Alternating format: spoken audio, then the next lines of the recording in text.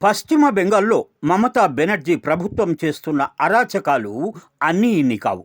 రాష్ట్ర ప్రభుత్వం ఇచ్చిన పోలింగ్ సిబ్బందిని గుప్పిట్లో పెట్టుకుని అడ్డగోలుగా అరాచకాలు నడిపిస్తున్నారు. 2 దశల పోలింగ్లోనూ ప్రజాస్వామ్యానికి పాతర వేస్తున్నారు. డైమండ్ హార్బర్ నియోజకవర్గంలో దృశ్యాలు చూస్తే కళ్ళు చెదిరిపోవలసిందే. ఎన్నికల ఓటింగ్ మిషన్లో బీజేపీ కమలం పువ్వు గుర్తు మీద టేప్ అతికించేశారు.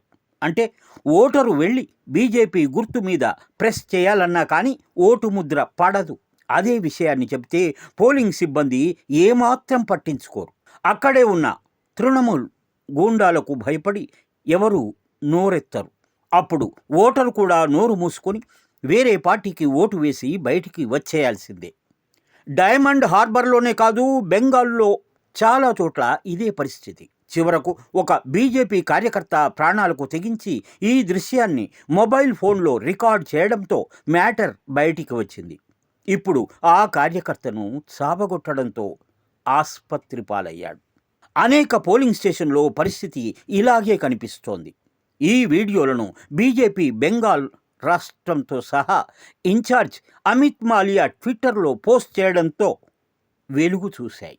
పశ్చిమ బెంగాల్లో మమతా బెనర్జీకి వ్యతిరేకంగా నోరు ఎత్తితే ప్రాణాల మీద ఆశలు వదులుకోవాల్సిందే. ఇప్పుడు ఈ రికార్డు వీడియో చేసిన బీజేపీ కార్యకర్త పరిస్థితి అలాగే ఉంది. రాష్ట్రమంతా బహిరంగంగా రిగ్గింగ్ చేయిస్తుంటే పోలింగ్ సిబ్బంది ఎక్కడ అడ్డు చెప్పలేకపోతున్నారు. కాదంటే తృణమూల్ కాంగ్రెస్ గూండాలు ఎక్కడ చావకొడతారో అని భయంతో చస్తున్నారు. ఇంత దారుణంగా రిగ్గింగ్ చేయించుకుంటే ఎన్నిసార్లైనా మమతా బెనర్జీయే గెలుస్తుంది. My Media, the voice of India.